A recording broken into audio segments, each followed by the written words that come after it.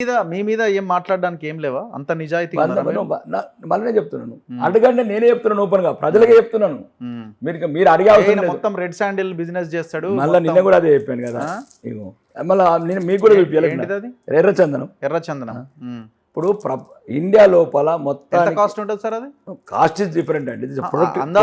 Product is genuine. What ever నేను ఏం చెప్తున్నానంటే, ఇప్పుడు మీరు ఇల్లీగల్ గా దందాలు చేస్తున్నారా లేకపోతే లీగల్ దందాలు చేస్తున్నారా? ఇంత సంపాదన ఎక్కడిది రాకేష్ రెడ్డికి?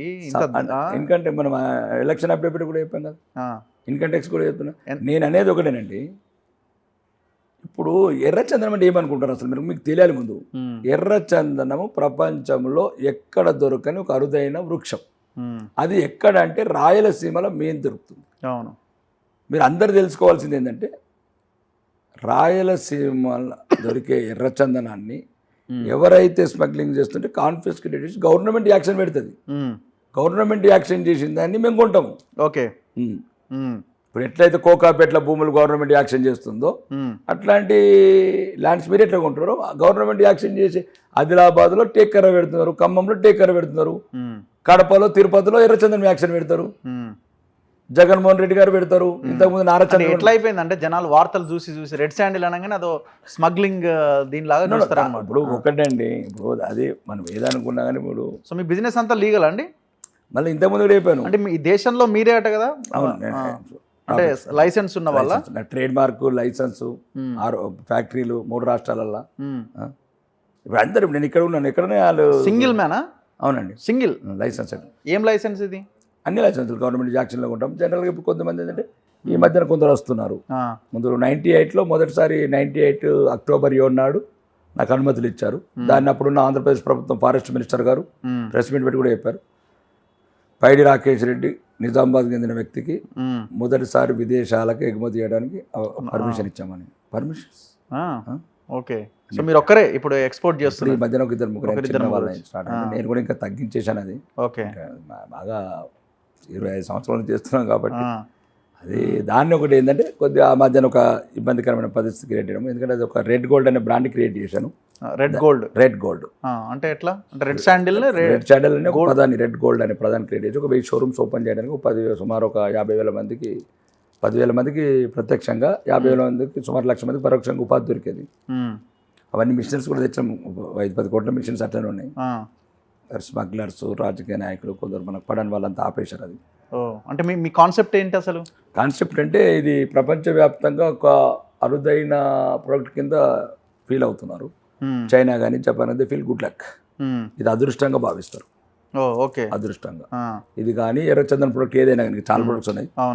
మేము దాన్ని హ్యాండిక్రాఫ్ట్స్ చేసాము, కొన్ని సుమారు ఒక 100-200 రకాల టైప్ ఆఫ్ ప్రొడక్ట్స్ చేసాం. పెన్స్ చేసాం, పెన్సిల్, ఇట్లా రకరకాలు. సో వాటిని స్టోర్ రెడ్ గోల్డ్ హ్యాండిక్రాఫ్ట్స్ అని పెట్టి అన్ని జర్మనీ, లండన్, అమెరికా, అన్ని కెనడా అన్ని తిరిగి వచ్చాను మార్కెటింగ్ అవుట్లెట్స్. అడ్డుకోవడానికి ఏముంది, అది బిజినెస్ కదా. దానివల్ల ఏంటంటే స్మగ్లింగ్ ఆగిపోతుంది. ఒకవేళ మొత్తం దాన్ని లీగలైజ్ చేసుకుంటూ పోతున్నాను. ఎవరైతే చీకటి అరాచక శక్తులు ఉన్నాయో 50 సంవత్సరాల నుంచి వాళ్ళు ఎట్లయితే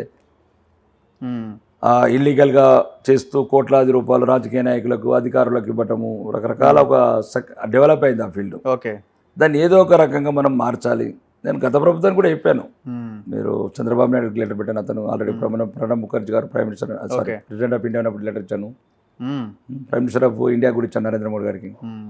దీన్ని ఏదో ఒక రకంగా ఇంకా ఫ్రీడమ్ ఇవ్వండి. ఫ్రీడమ్ ఇస్తే ఏంటంటే దీన్ని చైనాలో కానీ, చైనాలో బాగా కొన్ని వేలాది ప్రొడక్ట్స్ అమ్ముతారు. సుమారు 6 లక్షల మందికి ఉపాధి ఇచ్చారు అక్కడ. అంటే నేనేమనంటే ఇక్కడ ఒక స్పెషల్ ఎకనామిక్ జోన్ పెట్టి, మరి మీ గవర్నమెంట్ మీదే కదా కేంద్రంలో, మీరు మాట్లాడే ప్రయత్నం ఏమవుతుందంటే అదొక పదం మీరే అన్నారు కదా. అంతేలేండి, ఆ పదమే ఇబ్బందికరమైనప్పుడు ఎవడు చేసినా ఇంకా అదొక ఇబ్బందికరమైన దాన్ని ఎదుర్కొంటూ నేను వచ్చి దాని ప్రొడక్షన్ లాంచ్ చేసే టైంలో ఒక అక్రమ కేసు పెట్టారు నా మీద. ఓకే. ఎర్రచందనం అంటే ముఖేష్ అంబానీ సైకిల్ దొంగతనం చేసినట్లు. దానివల్ల నేను ఉన్న ప్రొడక్ట్ నా పేరు కానీ ఆశయాన్ని తాపలేరు కదా అని. దానివల్ల ఏం లేదు, ఇబ్బంది ఏం లేదు. ఇప్పటికి కూడా లాంచ్ చేస్తాను. అక్కడ మళ్ళీ రీసెంట్ ఫ్యాక్టరీ కట్టాను ఒకటి.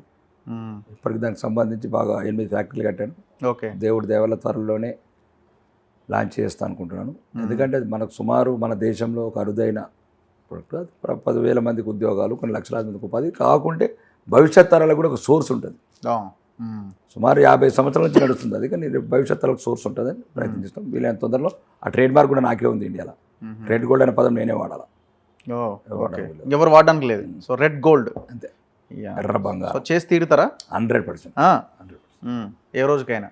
ఏ రోజు త్వరలోనే, 6 monthsలోనే అంత అయిపోయింది, కంప్లీట్ అయిపోయింది. మిషన్స్ రెడీ చేసినాం, లాంచింగ్ చేస్తాం. ఆ లాంచింగ్ కూడా మేము పెడతాం. సో హైదరాబాద్లో కూడా స్టోర్స్ ఉంటాయి అంటే పెద్ద ఎత్తున పెడదాం అనుకుంటాం. ఓకే. సో ఓన్లీ ఎమ్మెల్యేనా, ఇంకేమైనా టార్గెట్స్ ఉన్నాయా మీకు? ఆర్మూర్ ఎమ్మెల్యే ప్రస్తావన సర్పంచ్లా అనేది కాదండి, ప్రజలకి ఏం చేశాం అదే అంటున్నా. ఓన్లీ ఆర్మూరే చేయాలనుకుంటాను, ఇంకా రాష్ట్రం అంతా విస్తరించాలి. పార్టీ ఆదేశిస్తే ఎక్కడికైనా తిరుగుతాను. ఆ రోజు కూడా మీ ఇంటర్వ్యూలో వేరే చెప్పాను, కాశ్మీర్ ఇన్ఛార్జ్ అయితే కూడా కాశ్మీర్ పోతాను చెప్పాను. నేను దేశం గురించి, ధర్మం గురించి రాజకీయాల్లోకి వచ్చాను. నాకు ధర్మమే ముఖ్యం, దేశమే ముఖ్యం. పార్టీ ఆదేశిస్తే వెళ్ళమంటే జమ్మూ కాశ్మీర్ ఇన్ఛార్జ్ కాదు, పాకిస్తాన్లో పోయి కూడా పనిచేయంటే పని నేను చెప్పాను. సో అన్నింటికి రెడీగా ఉన్నారు పక్కా.